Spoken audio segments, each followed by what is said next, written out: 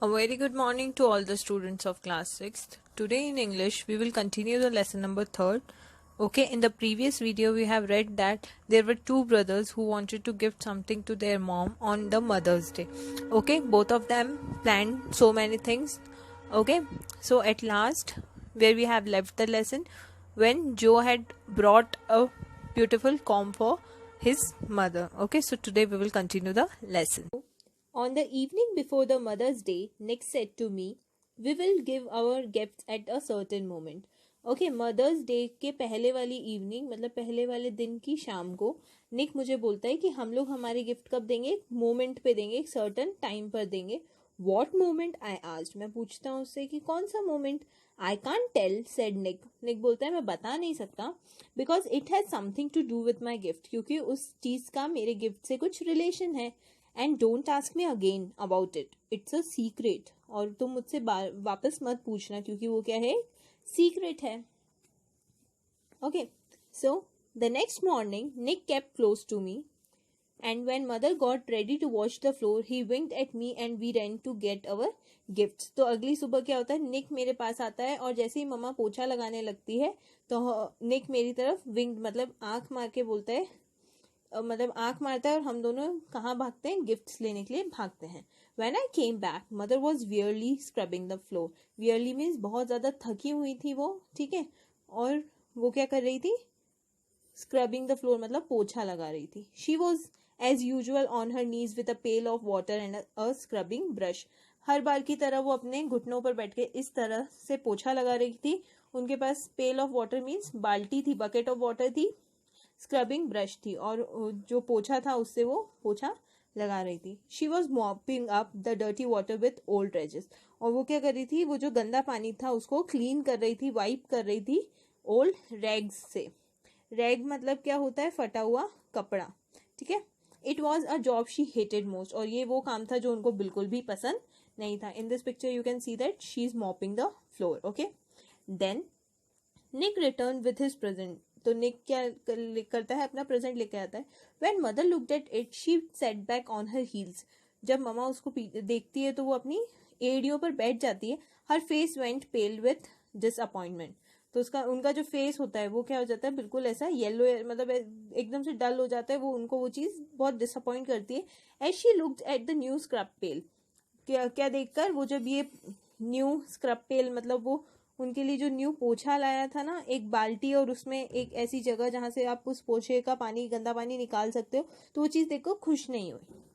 She looked at the new scrub pail with a wringer and a fresh mop in it. तो wringer क्या होता है कि ringer एक डिवाइस होता है जिसमें से आपने पोछा देखा होगा, तो उसमें अभी जैसे न्यू पोछा आते हैं तो उसमें ऑटोमेटिकली पानी क्या हो जाता है, उसमें से निकल जाता है. इस तरह का होता है रिंगर. ओके, और ये न्यू मॉप, ठीक है, नया पोछा देखकर वो बिल्कुल खुश नहीं होती है. A scrub pail, she said angrily. और वो गुस्से में बोलती है, एक स्क्रब पेल लेकर आए हो तुम मेरे लिए, a mother's day gift of a scrub pail. तुम मेरे लिए मदर्स डे के गिफ्ट में एक स्क्रब पेल, एक पोछा लेकर आए हो. Her voice almost broke. तो उनकी आवाज एकदम से, उनका बोलने का जो टोन था वो एकदम से क्या हो जाता है, इमोशनल होके वो एकदम से ढंग से क्लियरली नहीं बोल पाती है, ठीक है. Tears came into Nick's eyes. Without a word, he picked up the scrub pail and the mop. तो क्या होता है, निक ये बात सुन के उसकी आंखों में आंसू आ जाते हैं. कुछ भी बिना बोले वो स्क्रब पेल और मॉप लेके then he ran down the stairs, और वो नीचे भाग जाता है. I put the comb in my pocket and ran after him. और मैं जो मेरी मॉम के लिए जो कॉम लाया था, जो क्लिप लाया था, वो मैं वापस अपनी पॉकेट में रख के उसके पीछे भागता हूँ. निक वॉज क्राइंग. निक रो रहा था. I felt so bad and I too begin to cry. और मुझे भी ये चीज देख के बिल्कुल अच्छा नहीं लगा और मैं भी रोने लग गया. On the way down we met father. और हम लोग जो नीचे जा रहे थे, हम किससे मिले, फादर से मिले. Nick could not talk so I explain. Nick बोल नहीं पा रहा था, इसलिए वो रो रहा था और इसलिए मैंने पापा को एक्सप्लेन किया. I will return it to the shopkeeper, said Nick sobbing. मैं ये शॉपकीपर को वापस कर दूंगा.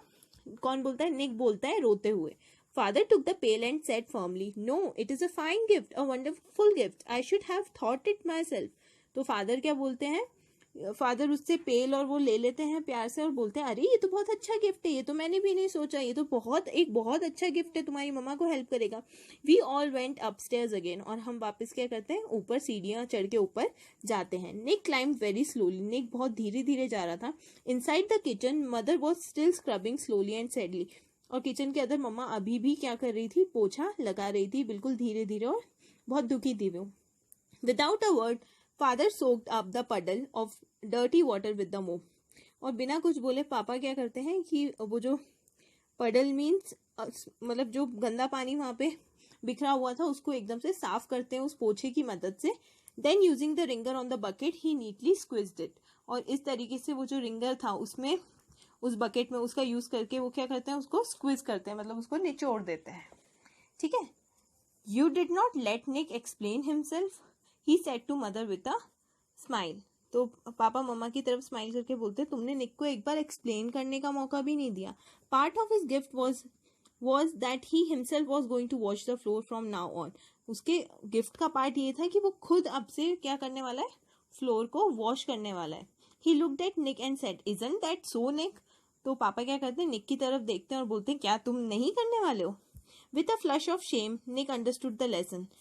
तो क्या होता है कि फ्लश ऑफ शेम मतलब एक थोड़ी सी शर्म के साथ निक को समझ में आ जाता है, उसको थोड़ी सी शर्म आ जाती है और उसको समझ में आता है। Yes, O yes, he said in a low tone. तो वो बिल्कुल लो टोन में मतलब धीरे से क्या बोलता है, यस, हाँ हाँ मैं करूंगा साफ। Mother was full of regret, she looked at Nick with love and said, mother जो थी वो रिग्रेट मतलब उनको उस चीज का सॉरी फील हो रहा था। ठीक है। तो वो मतलब उनको फील हो रहा था कि उन्होंने, तो वो निक की तरफ एकदम से प्यार से देखती हैं और क्या बोलती है, it is too heavy work for a 14-year-old boy, और ये एक 14 साल के बच्चे के लिए बहुत ज्यादा मेहनत वाला काम है। Only now did I realize how smart father was. अब मुझे समझ में आया कि पापा कितने इंटेलिजेंट, कितने चतुर हैं, उन्होंने कितने इजीली बोल दिया। He said cleverly, not with this wonderful scrub pail and the wringer. It's much easier, your hands stay clean and your knees don't hurt. तो पापा क्या बोल देते हैं कि अब ये जो तुम्हारे पास स्क्रब पेल है, एक नया पोछा आया है जिसके साथ रिंगर भी है, जिसमें से तुम पोछे को स्क्विज कर सकती हो, उससे क्या होगा, तुम्हारे हाथ भी साफ रहेंगे और तुम्हारे घुटने भी दर्द नहीं होंगे।